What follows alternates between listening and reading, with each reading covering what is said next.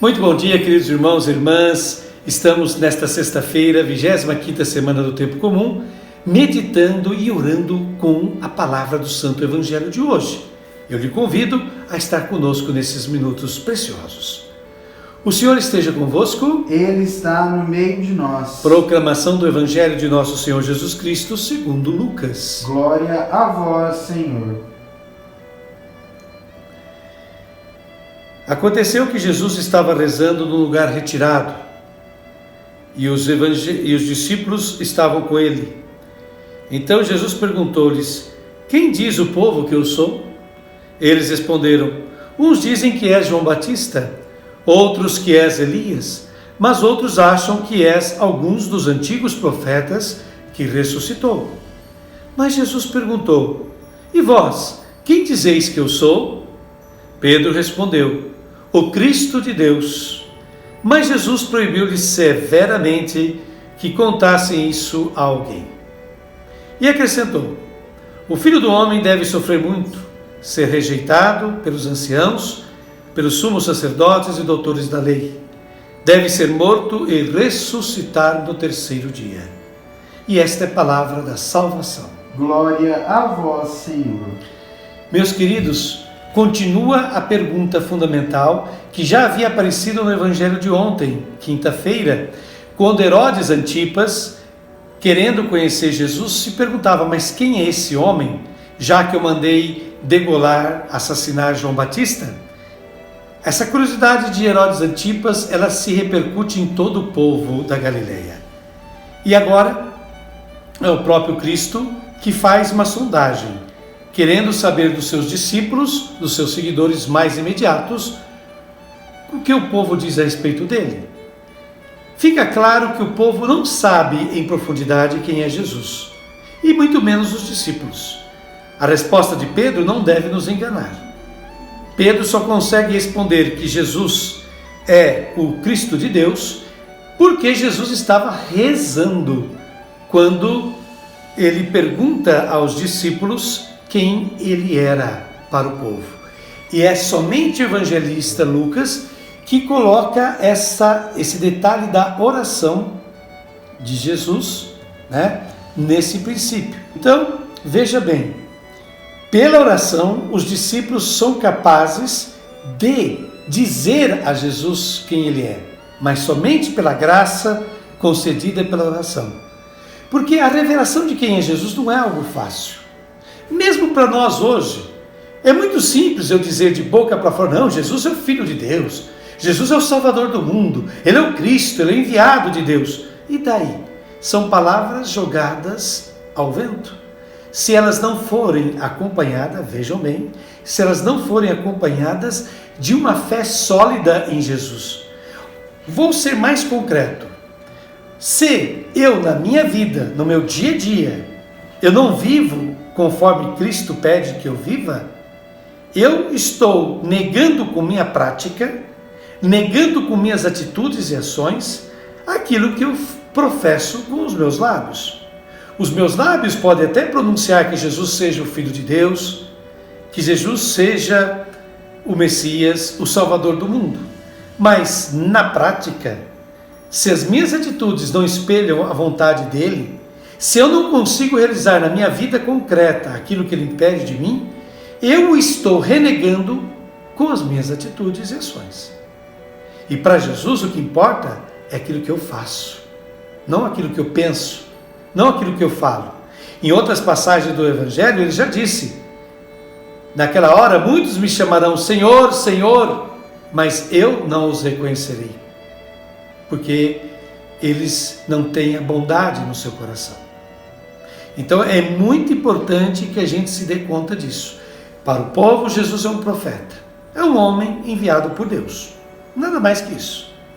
Ora, muitos profetas e muitos homens enviados por Deus já haviam passado pela Galileia. O povo vê nele alguém especial, ele é um profeta diferente, mas o povo ainda não consegue captar a plenitude do que ele é.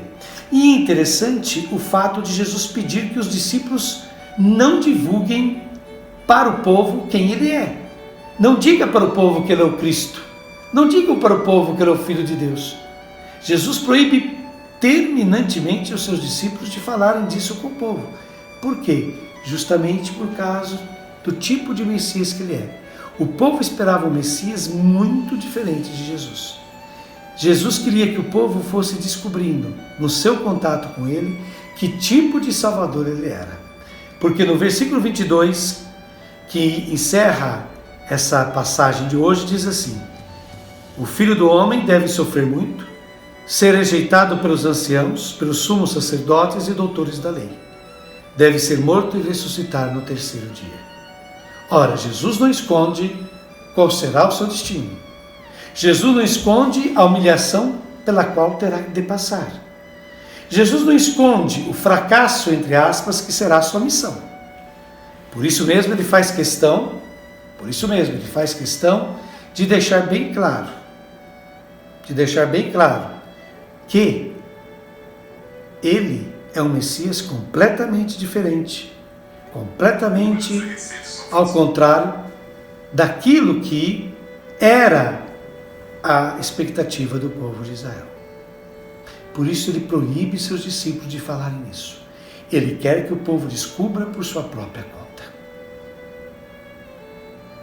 Eu lhe pergunto então, querida irmã, querido irmão, para ajudar na sua oração de hoje, na sua meditação. Eu sei dar a resposta certa a esta pergunta de Jesus? Quem eu sou para você? O que eu digo para Jesus quando ele me pergunta isso? Porque ele está te perguntando isso todos os dias. Quem eu sou para você? O que eu significo para você? Qual é a resposta que eu tenho dado a Jesus? Mas não só com a minha boca, não só com os meus lábios, mas qual é a resposta concreta, efetiva que eu tenho dado a Jesus? Segunda questão, para a gente meditar e rezar. Será que eu consigo ver em Jesus aquele que tem a resposta para os problemas deste mundo? Eu acredito mesmo que Jesus tenha as respostas certas para o mundo no qual eu estou vivendo? Para este mundo no qual eu vivo? E por fim, por último, eu tenho plena consciência das consequências de acreditar num Salvador, num Filho de Deus que sofreu tanto nas mãos humanas? Eu tenho consciência das consequências que isso traz para a minha vida pessoal, acreditar nesse Cristo que foi crucificado, que foi morto pelas mãos humanas? Pense bem, pense com carinho. Essa sexta-feira é um dia propício para nos lembrarmos da cruz de Cristo. E agora vamos fazer a nossa oração, lembrando de todos os que estão necessitados de nossas preces, que estão fragilizados pelos mais diversos problemas. Venha rezar conosco. Deus eterno e onipotente, descanso na fadiga, amparo na fraqueza. Todas as criaturas de vós recebem energia, existência e vida. A vós recorremos invocando a vossa misericórdia, porque continuamos a sentir a fragilidade da condição humana, ao passar pela experiência de uma nova epidemia viral. A vós confiamos os doentes e as suas famílias. Curai-os no corpo, na mente e no espírito. Ajudai todos os membros da sociedade a cumprir o seu dever e a reforçar o espírito de solidariedade entre si. Amparai e confortai os médicos e os profissionais de saúde que estão na linha de frente, bem como todos os que prestam cuidados de saúde, no desempenho do seu serviço. Vós que sois a fonte de todo o bem, enchei de bênçãos a família humana. Afastai de nós todo o mal e dai uma fé sólida a todos os cristãos. Livrai-nos da epidemia que nos está a atingir, para que possamos retomar com serenidade as nossas ocupações habituais e louvar-vos e dar-vos graças de coração renovado. Em vós confiamos e a vós elevamos a nossa súplica, porque vós, ó Pai, sois o autor da vida. E com o vosso Filho, nosso Senhor Jesus Cristo, na unidade do Espírito Santo, viveis e reinais pelos séculos dos séculos. Amém. Santa Maria, saúde dos enfermos, Rogai por nós. até amanhã, sábado, se Deus quiser.